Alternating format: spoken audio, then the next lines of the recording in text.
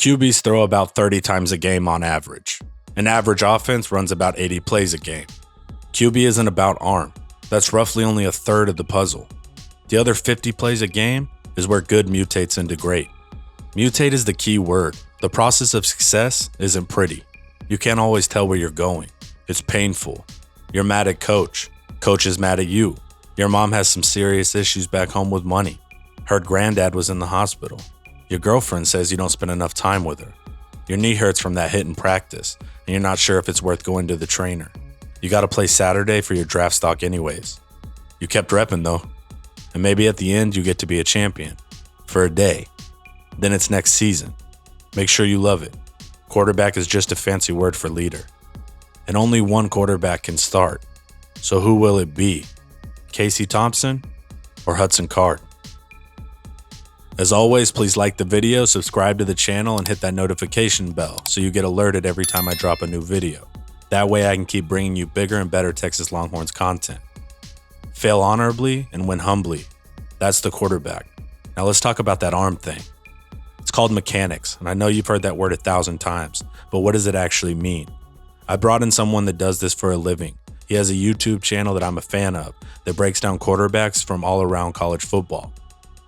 Everyone has been asking for a Casey Thompson, Hudson Card quarterback battle video. Let's see what we should be looking for. Let's check out some of Casey Thompson and Hudson Card behind the scenes workout tape and evaluate their game. See if their mechanics are on the up and up. Next, we go into film of both quarterbacks at the spring game and talk about what they did well and what needs to be improved. By the end of the video, you'll have the tools you need to evaluate our quarterbacks and make your own decision. Without further ado, let's get into it. Psych, tricked you. Last Stand Hats is a sponsor of the channel, and they provided a promo code for 10% off your hat purchase at laststandhats.com. All officially licensed by the University of Texas. Use promo code TexasHomer, all caps, for 10% off at laststandhats.com. Now, for real this time, let's get into it. QB Spotlight, thanks for coming on the channel to talk Texas quarterbacks. You have a sports performance background, but what should the fans know about you? Yeah, dude. Well, first of all, thanks for having me on, man. Great work that you do, and kind of my go-to for any Texas football content. But like you said, I have a sports performance background, but the main point with the channel is just kind of to break down quarterback play and quarterback film in a way where everyone kind of understand the basics of it. And so the channel is QB Spotlight, and we put on any film from quarterback breakdowns, whether it's competitions, whether it's just film in general, or even how we assess quarterbacks in the weight room and what we look for from a postural standpoint to a range of motion standpoint from each joint. And that kind of helps us break down the quarterback position. And as far as our background goes, a former failed college quarterback.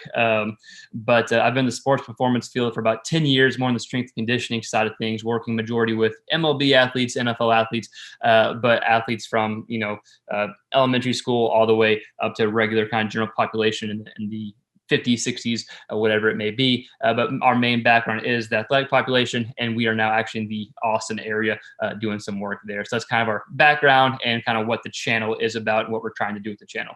Y'all make sure to go check out his channel. All right, let's dive in. We are going to break down Casey and Hudson's mechanics and go over key plays from the spring game.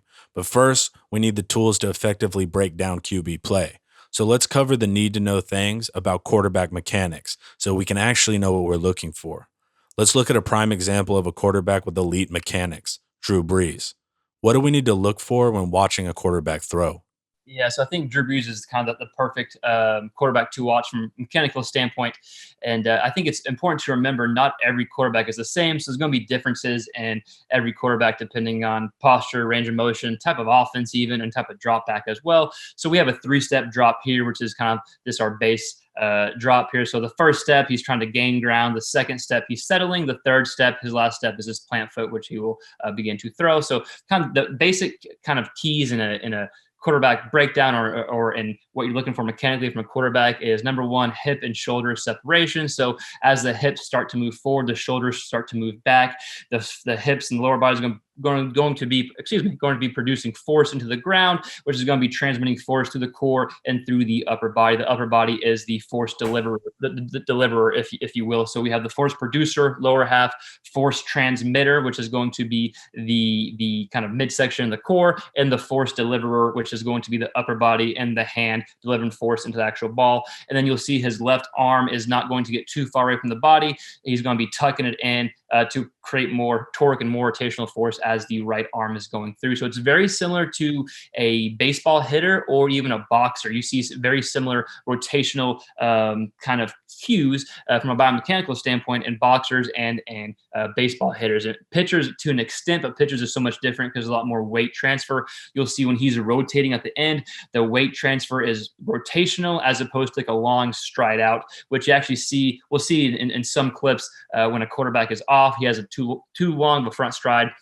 One more thing I want to look at is his bottom foot. You have a lot of coaches that will coach this kind of differently. So when I have my small stride or just the lead foot, some coaches will have you point the toe directly to where you're throwing. Other coaches have it kind of closed off.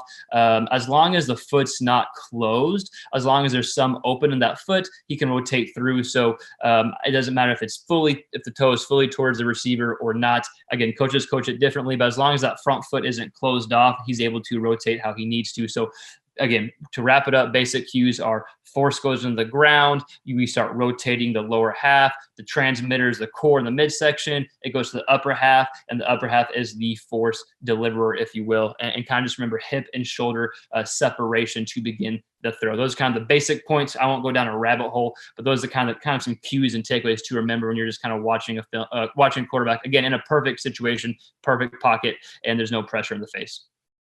All right, so that's what it looks like in a pristine pocket, but most plays aren't that simple. There's a lot of ways to get out of the pocket with designed rollouts, sprint outs, play actions. So what are some ways QBs can get out of the pocket, and how does it change mechanics when a defender is chasing you down and you're having to throw on the run? I think a lot depends on what kind of rollout they're doing. Are they scrambling? Is it a design rollout? So, for example, if it's a design rollout, a play action, he's probably not under duress, if you will. So he's able to roll out, get his feet set sometimes, but a lot of times his momentum is probably going towards the receiver. If it's a design rollout, if it's a scramble, he's more on the run. He's probably not worried as much about mechanics. He's definitely not thinking about mechanics if he has a 300-pound D end running a 4.6 chasing him. So he's just trying to get rid of the ball. So I think it depends what kind of rollout's going on, and then if he's actually scrambling or not, if he has time to set his feet, if he has time to briefly set his feet, or if he has to actually truly throw on the run. So kind of things you want to watch for is making sure when I'm on the run, I'm kind of getting on top of the ball. I'm not letting my arm get too far away where the ball's going to kind of float. I'm going to lose velocity and kind of lose accuracy too. You want to make sure you get on top of it and coming through the ball. If I'm running toward, if I'm in my rollout and I'm going toward my receiver, I want to kind of like run through him as I throw it, if that makes sense. My force is taking me through him. The ball is going to him. So again, it depends what type of throw you're doing when you're on the run. But it looks much more different than obviously throwing in the pocket. And it could even look like a bad mechanical throw, but chances are if it got there accurately and it looked good, the mechanics were pretty good on that throw if it was on the run. Quarterback in a perfect world seems fairly easy. It's when the game starts that it gets a little more difficult. There's a bunch of situations that will alter traditional mechanics and timing. So we can judge our quarterbacks fairly. What are some factors that can influence a quarterback's ability to throw? And what can our QBs do better to fare better in intense situations?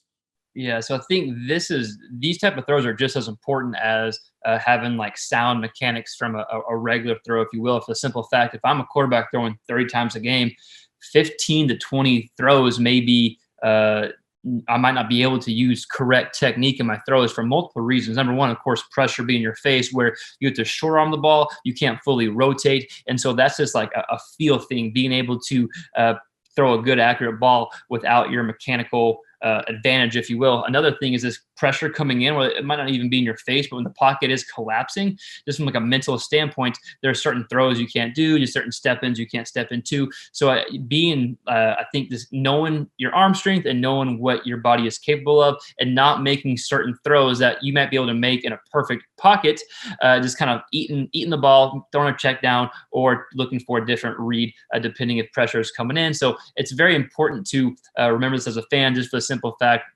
the majority of the throws, or at least half the throws in each game, I would just randomly guess, are not going to be perfect situational throw. So a great example would be if you see a receiver flying wide open and you're like, why didn't he throw that ball? Why didn't the quarterback hit him? The quarterback saw him, or potentially he might not be able to produce the force to get the ball to him from a mechanical standpoint because pressure's in his face. So he's having to switch things up and throw to a different receiver. So definitely much tougher than it looks when you have huge, freaky, athletic defensive linemen and linebackers coming at you in the pocket.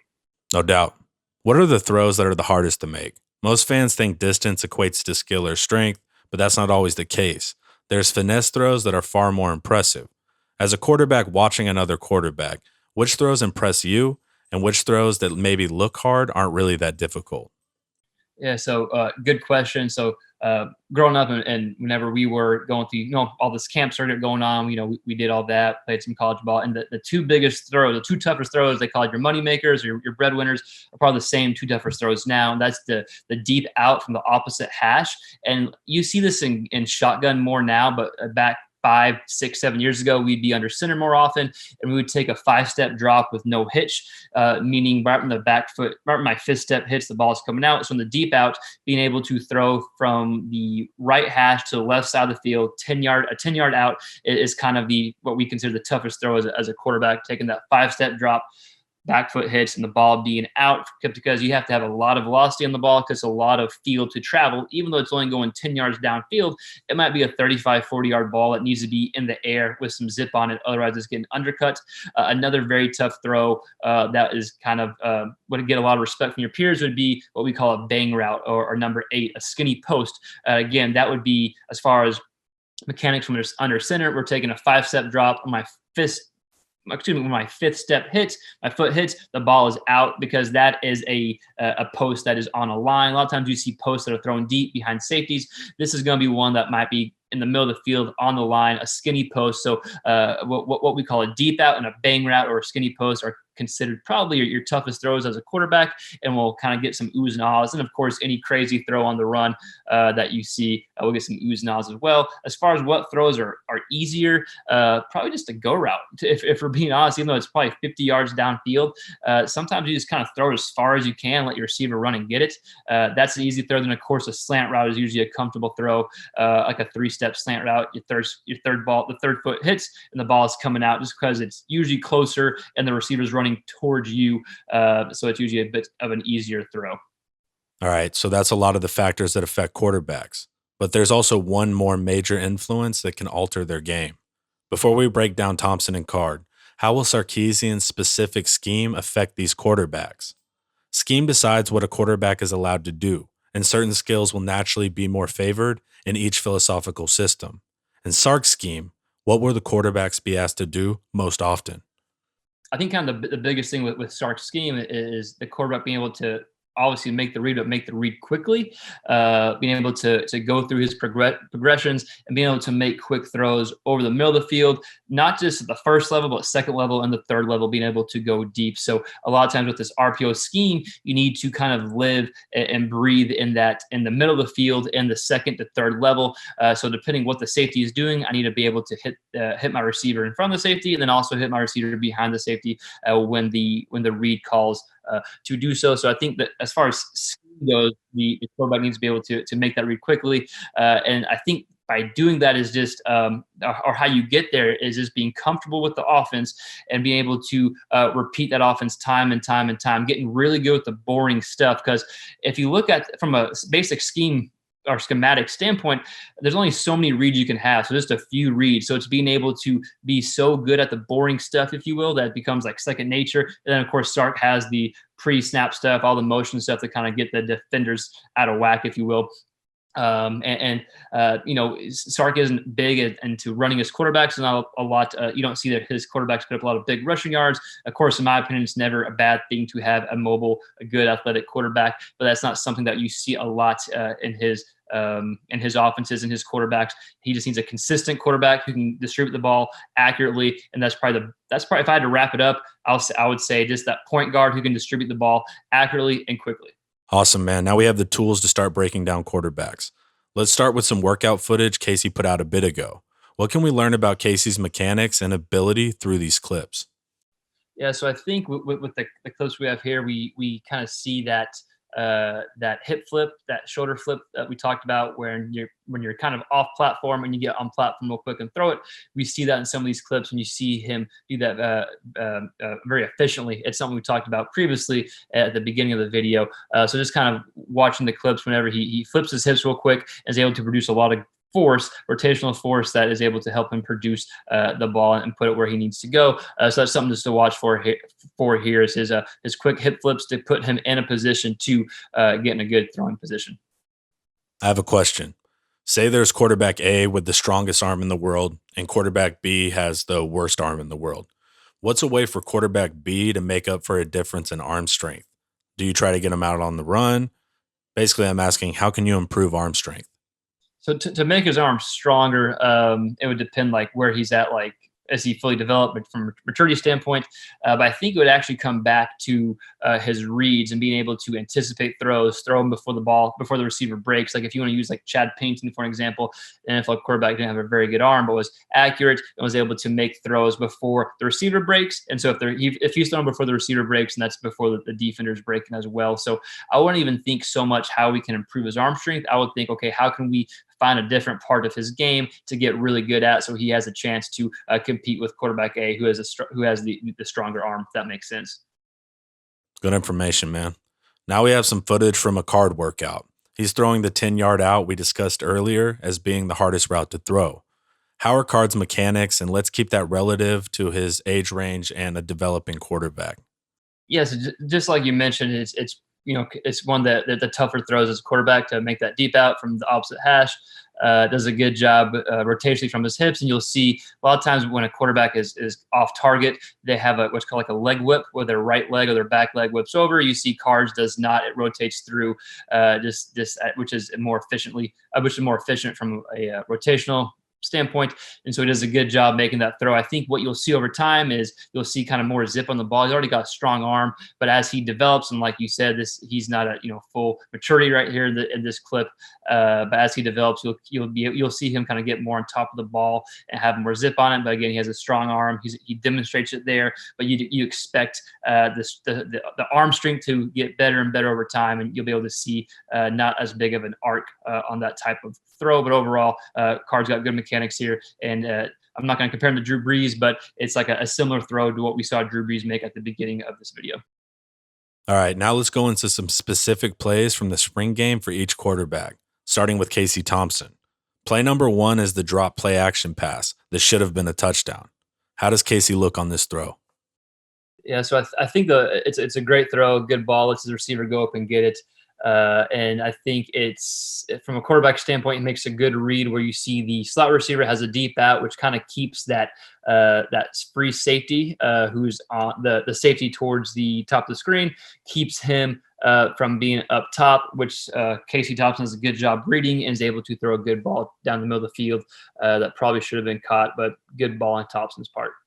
Play 2 is my pick for the best representation of Casey's strength. Improvising on the run, and he floats in a nice throw. How do his mechanics hold up on the run under pressure? Good job by Casey, able to kind of go off script. Pressure comes kind of in his face, able to get out, watches get his shoulders squared, and then is able to throw a nice, good touch ball to the receiver. Good job all around there, and you can kind of see both angles show him being able to lead his receiver on the run. I think it's a pretty tough throw on the run to do that, and Thompson kind of makes it look easy. That's what we call a 2-ball. So if a 1-ball is like a rocket, a 3-ball is a go, 2-ball is kind of in between, which can be the tougher throw to make out of the 3 throws, just because you have to have some placement. So a good soft touch and good accuracy on the ball. So a good skilled throw. Because here's some good mechanics on the run by Casey. You see him kind of get depth when he rolls out, get his shoulders squared, and is able to direct his hips towards the target. So good mechanics on the run there, which leads to an accurate throw. Play 3 is a short, accurate completion by Thompson. Whereas mechanics the reason for this accurate pass? Yeah, so he does a good job in the pocket, gets his read, and you kind of see on the right side, the DNs are kind of crashing in, so he's able to maneuver in the pocket, and then before he throws, he does a good job getting set. So good mechanics in the pocket and a good job to get set before the throw there. Mechanically, he looks sound here, eyes are downfield, able to rotate through. Looks like good mechanics there, and just kind of good feel to lead his receiver on that tight coverage. So I would say definitely mechanics and just good feel overall on that accurate throw. But it's important to watch plays like these to see for ourselves about someone's arm. This play is a stop route, which is similar to an out route in distance traveled. It's a tough throw, and plays like these can show you a lot about arm strength. So, what are you seeing on this throw from Casey?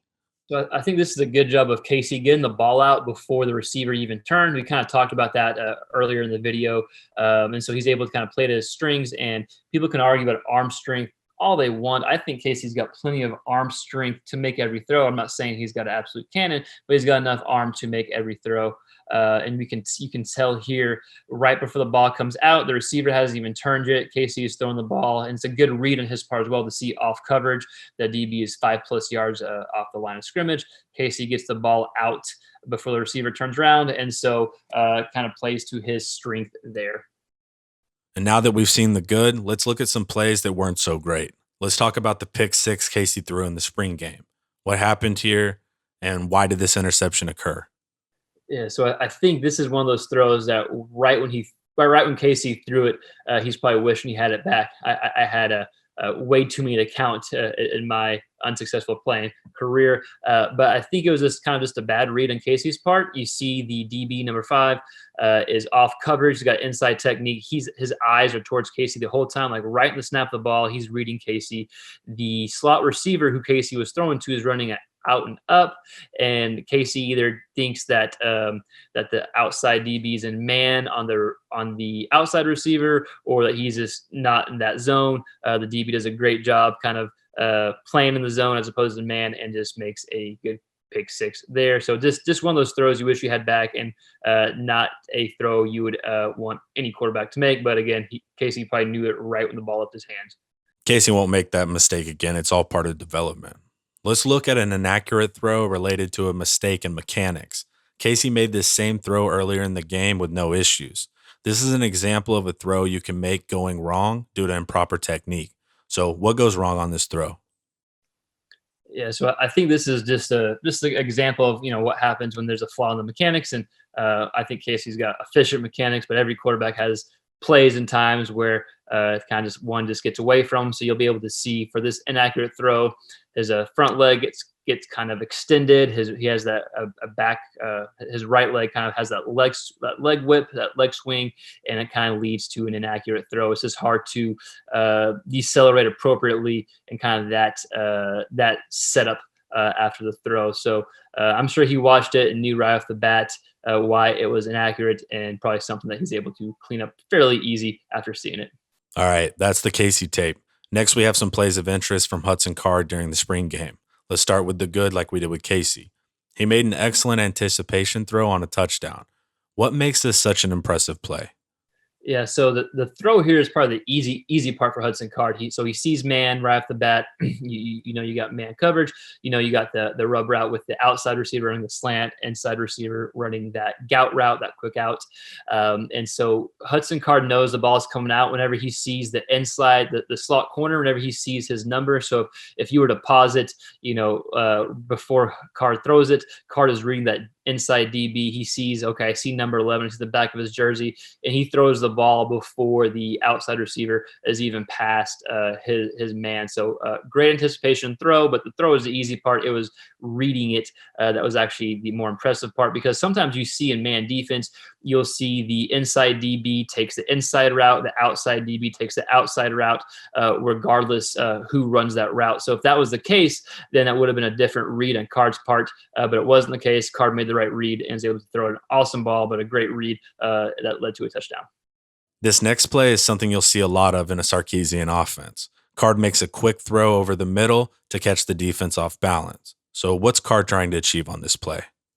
So the ability to throw accurately over the middle of the field, as we talked earlier, is a big key in Sark's offense, and that's something that Carr demonstrates well on this play here. And so I would assume we probably have some type of option route of the on the top, the receiver closest to the top of the screen, and he sees that the safety is way off for whatever reason, and so the receiver is able to kind of cut in front of the safety. If the safety was, let's say, 5, 10, 12 yards closer, the receiver might be running a different route, maybe a go route, maybe an out route, depending on if it is option route. But good read by Card, and his main read is the safety, also this outside linebacker who stays with the tight end. And so right when the receiver goes past that linebacker, the ball is out. So good quick read and a good efficient throw. This play is a good example of Card's pocket mobility. He is able to get through reads and extend the play, all while keeping his eyes downfield. It was a cool throw, but would it actually be advisable? I think it's a good job by Card. One, going through all his progressions. You can see he's got time in the pocket, right? He has his read side. Maybe could have hit a receiver early in the read side, but decides not to. Stays in the pocket, and even though the pocket's still there, technically knows nothing's going on, so uses his legs to make a play, eyes and rain downfield. He makes a good throw to the sideline, and like you mentioned earlier, maybe not advisable because that very well could have been a bad outcome, but in this case it ended up being a good play, but a good example of him keeping his eyes downfield as he gets out of the pocket. We know RPOs are a major staple of Sark's offense, so you have to be able to make this throw on the next play 10 out of 10 times as a quarterback. So how was Card's actual read and then his mechanics on this play? So mechanics wise and read wise was great here. Able to read. There's plenty of space to where he's actually going to be throwing the ball, which is where he's looking right now. So he keeps the ball. Mechanics are good. Quick rotational delivery to the slant, and you can kind of tell this for anyone watching at home. When a true RPO happens, you usually see at least one offensive lineman 2 to 3 yards downfield, and that's the case here. There's at least one Texas lineman about 2.5 yards downfield, so you can tell it was a true RPO. But again, back to the question, good read by Card. He sees space, he throws the ball to space, and he does it efficiently and quickly, which is something we talked about earlier in the video as far as what you want a quarterback in Sark's scheme to do. Now let's look at the not so good plays from Card. This is a ball he can easily complete, but due to mechanical breakdown, he spikes it in the dirt. A good example of why proper mechanics are crucial to high-level quarterback play. Yeah, just to kind of piggyback off what you said, of course, it's a ball he can easily throw. And sometimes the easy throws is when you get relaxed mechanically, when a receiver's open, and that's when faulty mechanics come in on those easier throws at times. You see here, what most likely happens, the ball kind of gets away from him as opposed to coming over the top with it. It just kind of floats on him a little bit, and he doesn't really drive down on the ball, if you will. So probably a throw he makes 10 out of 10 times, but the ball just floats on him as opposed to driving down on the ball to the receiver. When we're asking ourselves, why do we study mechanics? Why do we rep things? It comes down to consistency. Every kid has thrown a cool pass in the backyard once. It's the people that can make that throw 10 out of 10 times who become professionals. Mechanics directly relates to consistency. The next play, Card steps up in the pocket and he delivers an inaccurate pass to a crossing route. So what mechanically went wrong here?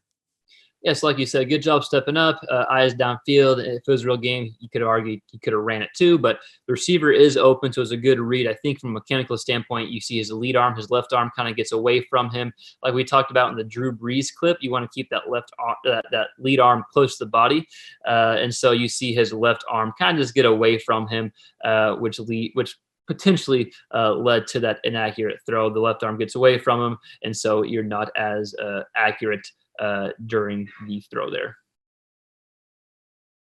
All right, we got through Card's tape. Now let's give an overview of both quarterbacks. What does Casey Thompson do well, and what are things he will need to improve upon? Yeah, I think Thompson's got a bunch of ability, and I just want to also say before I kind of dive into it that regardless who wins the quarterback competition, I think they're going to be in good hands. But I like Thompson for the simple fact, even though it wasn't a ton of game footage, the fact he got thrown in the Alamo Bowl, it tells me he's just a gamer. Just give him the ball and he'll be able to make plays, whether it's with his legs or throwing the ball downfield. So the fact that he's just a gamer, he proved it, even though it is in just one half of a bowl game, that still tells me he's ready to rock and roll. So the fact he's a gamer and the fact that he is able to improvise when he needs to, I think as far as what coaching points go, just being consistent and playing within kind of your skill set, knowing what you're good at. I think if he does that, he's got a shot to be a really good quarterback for Texas. And I think, fans should be excited for Thompson's development overall. So staying within the skill set, but he's a gamer, and you always want gamers on your team. Casey's Alamo Bowl performance was special. Now let's look at the young quarterback and Card. What are the nice parts of his game, and what does he need to become QB1? So I think you gotta love Hudson Card's just a ability that he has, one, and then the ceiling and what he has, the potential he has to continue to develop. Good athlete, he can run, he can make every throw from the pocket, and so I think he can fit in this offense extremely well. So it's just continuing to develop, and kind of what we talked about with Casey Thompson is playing within your skill set, knowing what you're good at, and developing that and being consistent. So big takeaways: be consistent, work on consistency, and just let your natural kind of talent and your work ethic take over. And again, I think Card's got a big future for the Texas Longhorns as well. So both guys excited about, and I think both guys make the Longhorns better. All right, brother. Thank you for coming on and teaching us a thing or two about our quarterbacks, and make sure to tell everyone where they can find you. Awesome. Well, thank you so much again for having me. Again, love your content, and definitely my go-to for any Texas Longhorns football content, as it should be everyone's go-to. And if you want any more quarterback-related content, whether it's like the kind of in-depth stuff that we talked about today, or some interviews that we got coming up, or just kind of film breakdowns, what we do with quarterbacks in the weight room and how that can transfer to the field, whatever it may be, we kind of view any quarterback-related content fair game on our channel. It's fairly new. It's called QB Spotlight. So you can find old videos there, or any quarterback videos there. So you can check us out there. And if you like quarterback content, just consider giving us a subscription, and we would really, really appreciate it.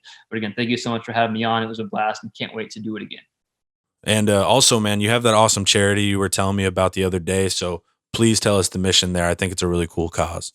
So the charity, we started this nonprofit almost a year ago. It became official, but it just takes a while to get everything set in place.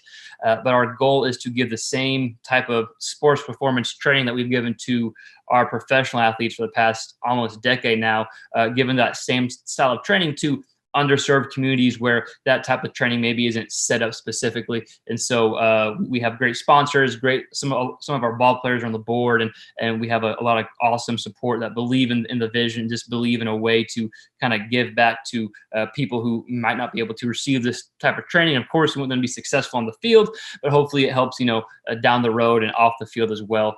So long story short, given the same style of training, attention to detail, and kind of elite service that we think is elite, at least to underserved communities that we've given to our pro guys for a while now. It's a great concept. Well, that's a wrap on the QB battle video. It's going to be fun to watch this one come down to the fall. Watch one of my videos here and consider joining as a channel member. As always, hook 'em.